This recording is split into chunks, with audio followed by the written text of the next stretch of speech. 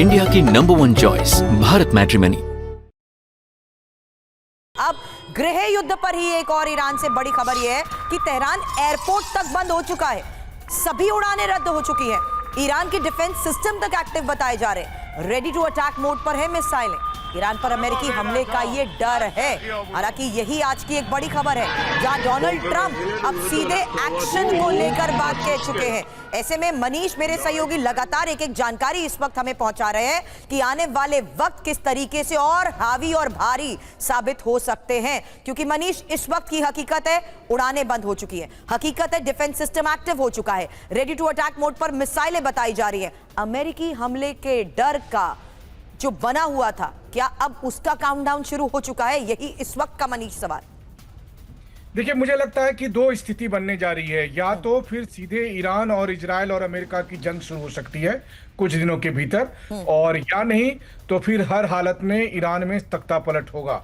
लेकिन अगले कुछ दिन, और जब मैं कुछ दिन की बात कर रहा हूं तो ज्यादा दिन नहीं, बल्कि अभी से लेके 3, 4, 5 दिन तक का ही मामला दिख रहा है कि इसके बीच में ईरान और इजराइल के बीच में एक्टिव वॉर शुरू हो जाएगा, और जिसमें फिर अमेरिका भी इंटरफेयर करेगा, और या नहीं तो फिर ईरान में तख्ता पलट होगा। वो इसलिए भी क्योंकि सबसे बड़ी बात यह है कि ईरान में लाखों लोग जो अभी प्रदर्शन कर रहे हैं, जिसकी पूरी डिटेल आप दर्शकों तक पहुंचा रही हैं, उनमें डर खत्म हो गया है। उनको लग रहा है कि यही समय है और अभी नहीं तो कभी नहीं वाली बात आ चुकी है उनके मन में, और इसीलिए वो अब ईरानी सत्ता के, ईरानी ताकत के एक एक प्रतीक को ढहा दे रहे हैं। देखिए, एक वक्त था जब आईआरजीसी या बासिज फोर्स का एक आदमी अगर खड़ा हो जाए तो बाजार में किसी की हिम्मत नहीं होती कि वो उसके खिलाफ आवाज उठा सके। और अभी आप देख रहे हैं कि किस तरीके से ईरानियन रिजीम के और आईआरजीसी या बासिज फोर्सेस के सीनियर ऑफिसर्स को दौड़ा दौड़ा कर मारा जा रहा है। इसका मतलब ये नहीं है कि वो प्रदर्शनकारी हिंसक हो गए बल्कि उस प्रदर्शनकारियों का पिछले कई दशकों का जो गुस्सा है, जो उनके बीच की पीड़ा है, उनको लग रहा है कि अब टाइम आ गया है जब हमें अपना अधिकार। बिल्कुल, लेकिन सवाल यह है कि आखिर क्यों वहां की फोर्सेस कमजोर साबित हो रही है? क्या फ्री हैंड है? इस बीच एक बहुत बड़ी खबर है। तेहरान में विद्रोहियों पर खून सवार हो गया है। ईरान में विद्रोहियों ने सब कुछ जला डाला है, सब कुछ फूंक डाला है। ये देखिए आप, तेहरान जल उठा है। ये बहुत बड़ी खबर है। ये देखिए आप, गाड़ी, दफ्तर, सैनिक, सब कुछ निशाने पर है।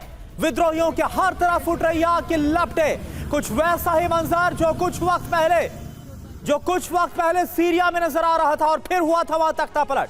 तो ईरान में विद्रोह का आज 13वां दिन है। अब तख्ता पलट कभी भी किसी भी वक्त हो सकता है। ईरान के 30 प्रांतों में विद्रोह हो रहा है। 31 में से 115 से ज्यादा शहरों में बगावत हो रही।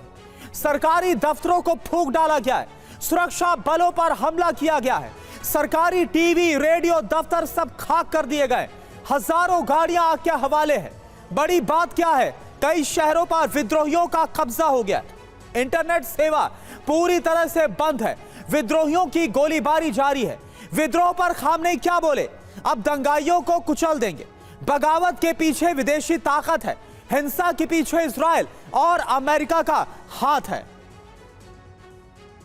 अब ईरान के ही किस्बिन में मॉब लिंचिंग की तस्वीर, सैनिक की बेरहमी से पिटाई की यह तस्वीर है। विद्रोहियों ने सैनिक को घेर कर कैसे पीटा, देखिए।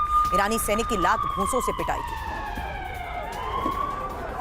एक तरफ कई सैनिकों पर गाड़ियां चढ़ा दी गई, और अब यह तस्वीर जहां ईरानी सैनिक की लात घूंसों से पिटाई कर दी। सैनिक की बेरहमी से की गई पिटाई।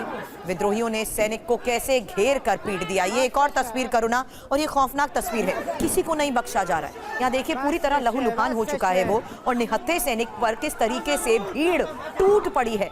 पूरी तरीके से लात घूंसों से ना सिर्फ उसे मारा जा रहा है, देखिए किस तरीके से उसको पहले उसके हाथ तक बांधने की कोशिश की गई थी। हालांकि ये साफ हुआ कि कैसे लोग टूट पड़े इस पर और उसको मारते रहे। और इलाके में बहुत सी ऐसी तस्वीरें, ये देखिए, यहां भी झंडा गिरा हुआ नजर आ रहा है। एक तरफ ईरानी सैनिक, और यहां पर सड़क पर गिरा हुआ ये झंडा, जहां साफ है कि पूरी तरीके से हर स्तर पर और ये पूरी तरह से अधमरा नजर आ रहा है। बिल्कुल बिल्कुल, ये ऐसा लग रहा है कि भीख मांग रहा है, गुहार कर रहा है कि छोड़ दो, बख्श दो। लेकिन वहां की सेना का कोई डर, कोई खौफ नहीं है। तो जो खामने ये बोल रहे हैं कि अब हम इसको कुचल देंगे, अब हम सख्ती के साथ निपटेंगे, क्या वाकई में हो पाएगा? क्योंकि जो सेना है वो बेबस नजर आ रही है, कमजोर नजर आ रही है, और कई जो सैनिक प्रतिष्ठान और ठिकाने हैं वहां पर विद्रोहियों ने, जो बगावत पत्रों ने कब्जा भी कर लिया। यह हाल है। यही बात, यही रीजन है करुणा कि अभी मनीष ने कहा कि अब सीधे ईरान और अमेरिका सामने आ चुके हैं, क्योंकि डोनाल्ड ट्रंप ये कह चुके हैं कि अगर प्रदर्शनकारियों पर एक्शन हुआ तो वो सीधे तौर पर अब टारगेट कर सकते हैं। यानी यूएस के इस हस्तक्षेप के बीच अब फाइनल एक्शन की तैयारी के भी संकेत मिल चुके हैं। करुणा बिल्कुल। और मनीष, क्या ऐसा लग रहा है कि ईरान जो कि गृह युद्ध की आग में इस कदर जल रहा है कि वहां की जो सेना है वो ऐसा लग रही है कि विद्रोहियों के सामने, बगावत पर जो उतरो उनके सामने कमजोर पड़ी है? तो इजराइल के लिए इससे ज्यादा मुफीद वक्त और क्या हो सकता है? बिल्कुल। देखिए, बल्कि मैं कहता हूं कि इसको हम ईरान में गृह युद्ध नहीं कह सकते हैं। ईरान में सत्ता परिवर्तन की ये लड़ाई है। यानी कि ईरान में जो कुछ 1979 में इस्लामिक क्रांति के दरमियान हुआ था, इस बार वही सब कुछ जन क्रांति के रूप में हो रहा है। लाखों लोग एक बार फिर से है। बस अंतर यही है कि उस समय जिन लोगों ने तख्ता पलट किया था, आज उनका तख्ता पलट होने जा रहा है।